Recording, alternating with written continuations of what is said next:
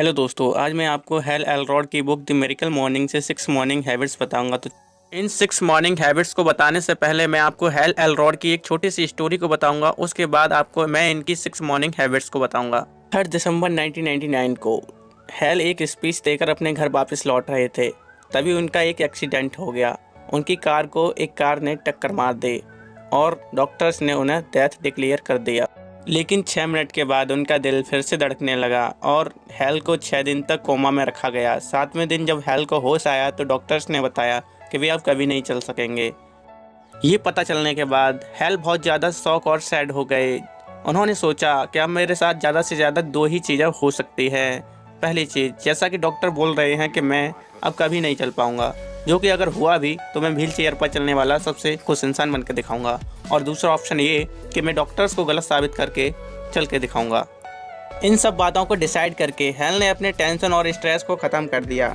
इसके बाद हेल के लिए पॉजिटिव एटीट्यूड और खुशी से रहने का रिजल्ट ये निकला कि वे जल्दी जल्दी ठीक होने लगे। इतना जल्दी कि डॉक्टर्स भी हैरान हो गए और कुछ ही दिनों के बाद उन्होंने डॉक्टर्स को गलत साबित करके चलना स्टार्ट कर दिया। और इसके बाद हेल अपनी नॉर्मल लाइफ में वापस आ गए। इसके बाद उन्होंने कई कंपनियों के रिकॉर्ड तोड़े और पैसे कमाए। लेकिन 2007 से 8 में इकोनॉमिक्स में गिरावट आने की वजह से उनका बिजनेस पूरी तरह ख़त्म हो गया और वे हर दिन और भी गरीब होने लगे। हेल बताते हैं कि ये फेज उनकी लाइफ का सबसे मुश्किल और बुरा फेज था। इसके बाद हेल के एक फ्रेंड ने उन्हें एडवाइस दी कि उन्हें अभी किसी भी बिजनेस आइडियाज़ की ज़रूरत नहीं है, उन्हें केवल अभी 2 चीज़ों की ज़रूरत है। पहली चीज़, वो डेली सुबह उठकर एक्सरसाइज करें और दूसरी चीज़, एक्सरसाइज ख़त्म होने के बाद कोई भी सेल्फ इम्प्रूवमेंट बुक्स पढ़ें। हेल को ये एडवाइस बिल्कुल भी अच्छी नहीं लगी। इसके बाद हेल को कुछ समझ नहीं आ रहा था, इसलिए उन्होंने अपने फ्रेंड के द्वारा बताए गए टिप्स को फॉलो करने का सोचा।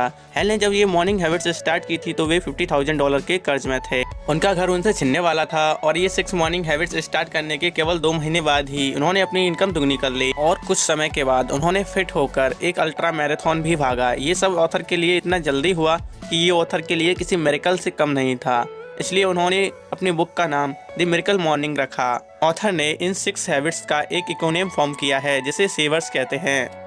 S silence, A affirmation, B visualisation, E exercise, R reading, S scribing. First habit है साइलेंस। साइलेंस से ऑथर का मतलब है शांति। कुछ लोग सुबह उठकर सोचना शुरू कर देते हैं, जैसे आज तो बहुत लेट हो गया, बहुत सारा काम बाकी है, मुझे तो एक आर्टिकल भी लिखना है, अरे मेरा फ्रेंड भी तो आने वाला है, हे भगवान मैं करूँ तो क्या करूँ। ये सब सोचना आपके लिए ठीक नहीं है। आपको अपने दिन की शुरुआत शांति से करनी चाहिए। आप इसके लिए मेडिटेशन कर सकते हैं या आप प्रे कर सकते हैं। आपको यदि मेडिटेशन नहीं आती तो आप अपनी आंखों को बंद करके आप अपने चारों ओर हो रही आवाज़ों को सुनिए, जैसे पेड़ों की आवाज़, परिंदों की आवाज़ वगैरह वगैरह।